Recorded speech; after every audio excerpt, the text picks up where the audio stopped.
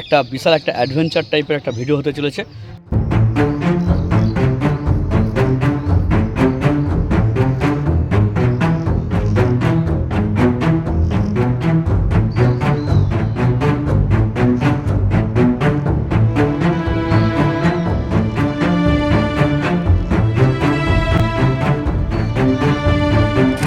তো বন্ধুরা, আমি মাওভাঙড়ে পাহাড়ে এসেছি, আবার আগেকার মতো অসীমকে পেয়ে গেছি, আর তার সঙ্গে অসীমের বন্ধু আমারও প্রিয় বন্ধু হয়ে উঠেছে।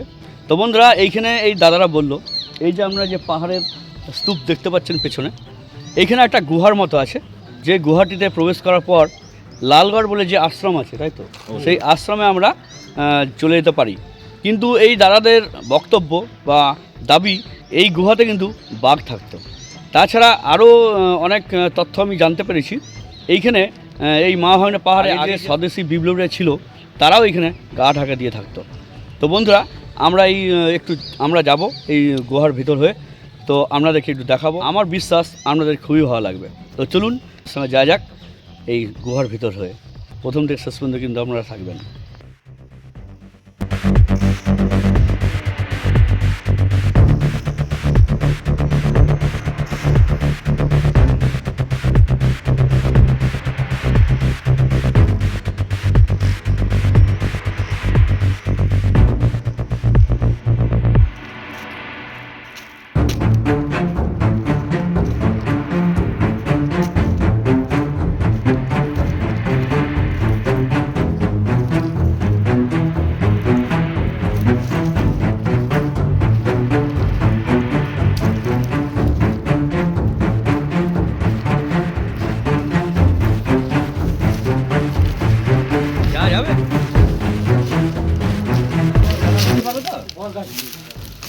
বটগাছ পাথরের মধ্যে মাটি না কিছু লেখা বট এই দাদা এই ফটো সুন্দর লেখা। হ্যাঁ সবটা হ্যাঁ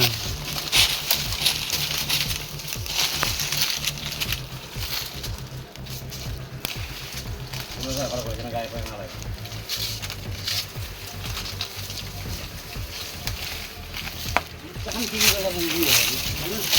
বাদু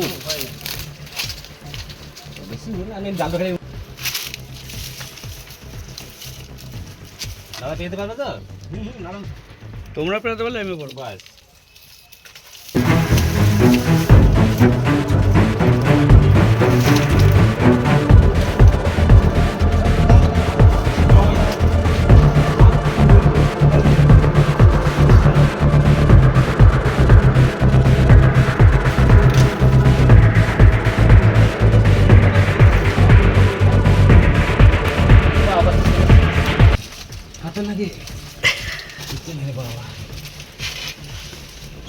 অসুবিধা বলবে।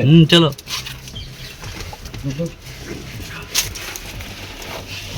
ঠিক আছে অবশ্যই অবশ্যই তুই পেয়ে গেছি মানে আমার পেট্রোল। ওয়াও সত্যি তাই? হ্যাঁ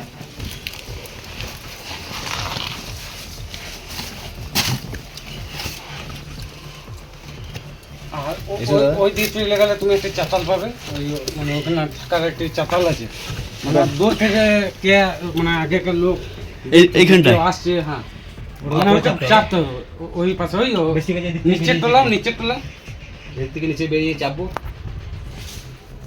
চলে এসো, এখান থেকে ভালো লাগবে মানে এই জায়গা। সত্যি আমিও বহুদিন প্রথমের সঙ্গে এরকম উঠলো মনে জানি। আর এইটা একটু বেটা এটা বন্ধ করে দিন যখন হ্যাঁ এইটু বেটা না ওই দিকে উঠবে, এটা বন্ধ করে দিচ্ছে এই জায়গাটা নাও। দেখো পাথরটা দেখো কিভাবে লেগে গেছিল। এখানে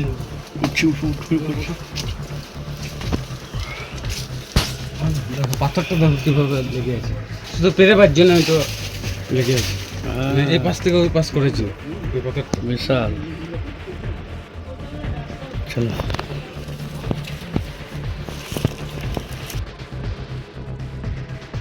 অবশেষে এই দুর্গম সুড়ঙ্গ অতিক্রম করে আমরা পৌঁছে গেলাম লালগড় আশ্রমে। এইখানে আছেন দুজন সাধু মহারাজ, আর আছেন মা তারা। লালগড়ের ভিডিও আমি আগেই দিয়েছি, আপনারা আই বাটন প্রেস করে সেইখান থেকে দেখে নিতে পারেন। তো বন্ধুরা, এই মুহূর্তে আমরা জুতো রেখে মন্দিরের তারা মায়ের দর্শন করতে গেলাম। সামনে আছে একটা অখণ্ড যজ্ঞের স্থল, যেটা সারা বছর এখানে যজ্ঞের আগুন জ্বলতে থাকে। আশ্রমের এই মা কালীকে দর্শন করে আমরা মন্দির থেকে বেরিয়ে গেলাম। মন্দিরের মা তারার দর্শন করে এই আশ্রমের সাধু মহারাজদের সঙ্গেও সাক্ষাৎকারটা সেরেই নিলাম। তো বন্ধুরা, আজকের ছিল এই ছোট্ট প্রতিবেদন। কেমন লাগলো সেইটা কিন্তু অবশ্যই কমেন্ট করে জানাবেন। তো বন্ধুরা, আজকের জন্য এটুকুই। নেক্সট ভিডিওতে আবার দেখা হবে। ভালো থাকুন, সুস্থ থাকুন। Tata, bye bye.